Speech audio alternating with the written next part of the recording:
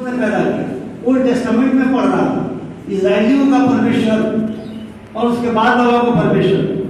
कुरान शरीफ में ईश्वर पैदा करते हैं, गीता में ईश्वर सब पैदा कर रहे हैं, भागवत में पढ़ रहा हूँ, सब तो ब्रह्मा के द्वारा सारी सृष्टि रची गई और पता नहीं कितने लोगों को रचा उन्होंने। तो ये आस्था विश्वास की बात है। अगर आप विश्वास करते हैं तो आप मानते हैं कि नहीं वो सब रचा उन्होंने रच दिया है, किंतु अगर रचा है तो ऐसा नहीं हो सकता ना। अमेरिका के किसी लोग को दूसरे मकसद से रचा हो, अफ्रीका के किसी स्लेव को जिसको निगर कहने पे आज की तारीख में रेशियल झगड़ा हो सकता है अमेरिका में, लेकिन उस निगर को निगरों के रूप में बाकायदा जैसे मवेशियों का व्यापार होता था, व्यापार भी अफ्रीका से यूरोप और फिर अमेरिका जैसे देशों में हुआ रहा है। तो ये नहीं हो सकता कि वो जो क्रिएट उसने किया है वो ऐसी भयानक काम कर सकेगा। तो ये आस्था का सवाल है, इसलिए मैं पढ़ना चाहता हूँ सब मुंबई के चीज को। वो कहते हैं कि भारत ही दुनिया का सर्वाधिक बहुरंगी समाज कहा जा सकता है। यह धनी धरोहरों वाला देश है। दरअसल फैसला अंग्रेजी में है, मैंने थोड़ा हिंदी अनुवाद किया इसलिए कुछ शब्द ऐसे आए हैं। इस उपमहाद्वीप में अनेकों नस्लों के लोग आए थे। ये अपने साथ अपनी संस्कृतियां, भाषाएं, धर्म एवं परंपराएं लेकर आए। इन विविधताओं ने अपनी तरह की समस्याएं पैदा की, परंतु हमारे शुरुआती नेतृत्व ने बुद्धिमत्ता और दूरदर्शिता के साथ सामंजस्य और सहिष्णुता के दर्शन के प्रचार से इनको हल कर लिया। ये जो टॉलरेंस की बात हम कहते हैं, तैतरीय उपनिषद पढ़ेंगे तो जिसमें सर्वे भूत सुखिनः सर्वे सन्तु निरामया की बात की गई है, वो सहिष्णुता के उस दर्शन से शुरुआती दौर से ही हल करके आए थे, जो बाद में भी उस दर्शन से हल करने की परंपरा हमारे देश में रही, जिसको इस जजमेंट में कहा गया।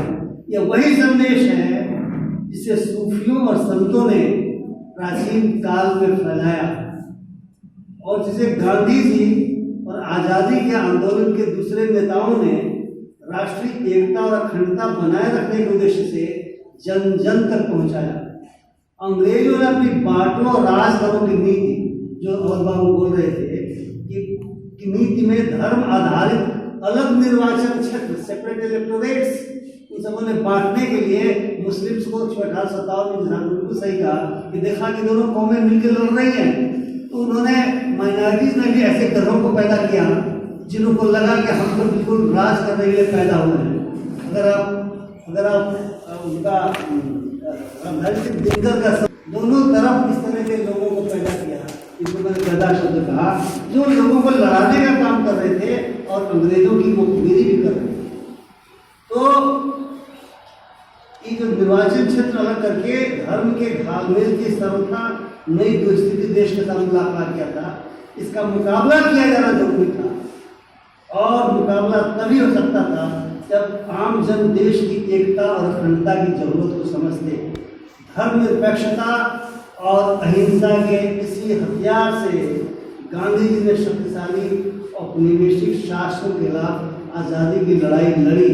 अभी देखें 1994 में ऐसा मुंबई केस में सुप्रीम कोर्ट का इतना जबरदस्त ये जो फैसले में ऑब्जर्वेशन आया हुआ है, ये ऑब्जर्वेशन क्या कह रहा है?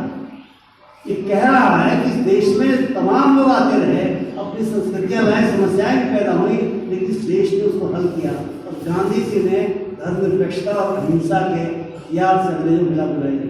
अब हम जरा समझे गांधी जी ने क्या कहा था इसके बारे में। गांधी जी ने हिंदू स्वराज में, मैंने वो लाइनें भी लिखी हैं, हिंदू स्वराज में 1908 में जब वो प्रवेश कर रहे थे आज़ादी की लड़ाई में, वो लिखते हैं, भारत का एक राष्ट्र के रूप में अस्तित्व केवल इस वजह से नहीं खत्म हो जाएगा क्योंकि यहाँ विभिन्न धर्मों के लोग बसते हैं। दुनिया के किसी भी हिस्से में एक राष्ट्र और एक धर्म समानार्थी शब्द नहीं माने जाते और भारत में भी यही स्थिति रही है। और वो हरिचंद नाम की जो पत्रिका है 46 में जब देश बिल्कुल आज़ादी के मुहाने पर खड़ा था, क्या कह रहे हैं?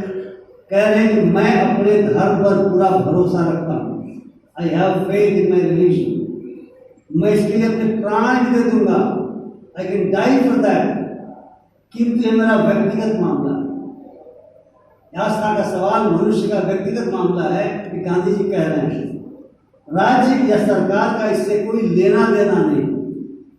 राज्य को बिना भेदभाव के अपने नागरिकों के कल्याण, स्वास्थ्य, संचार, विदेशी मामले, मुद्रा आदि विषयों की देखभाल करनी है।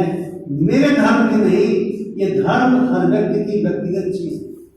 अब मित्रों, आप समझेंगे वो राज्य के बारे में भी कह रहे हैं, अपनी आस्थाओं के बारे में भी कह रहे हैं। दूसरे शब्दों में, अगर हम अपनी आस्थाओं को ही माने और दूसरे की आस्था के कारण उससे नफरत करने लगे, तो मुझे लगता है जहाँ धर्म की सीमा खत्म होती है वहां से सांप्रदायिकता की सीमा शुरू हो जाती है। अगर आप धार्मिक व्यक्ति हैं तो ये कैसे संभव है कि आप बोलेंगे कि ईश्वर ने अलग अलग लोग बनाए, चाहे वर्णों में बनाए होंगे, चाहे जातियों बनाए होंगे, चाहे अलग धर्म के लोग अलग अलग ईश्वर के द्वारा बनाए हुए होंगे, यह नहीं हो सकता। चाहे धार्मिक व्यक्ति हो, संशयवादी व्यक्ति हो, नास्तिक व्यक्ति हो, आप मनुष्य के रूप में अपने जिन अधिकारों के साथ पैदा हुए हैं उस अधिकार में धर्म की भी स्वतंत्रता है, वो नफरत की स्वतंत्रता नहीं है। नफरत तो हम लोगों ने पेश की और इस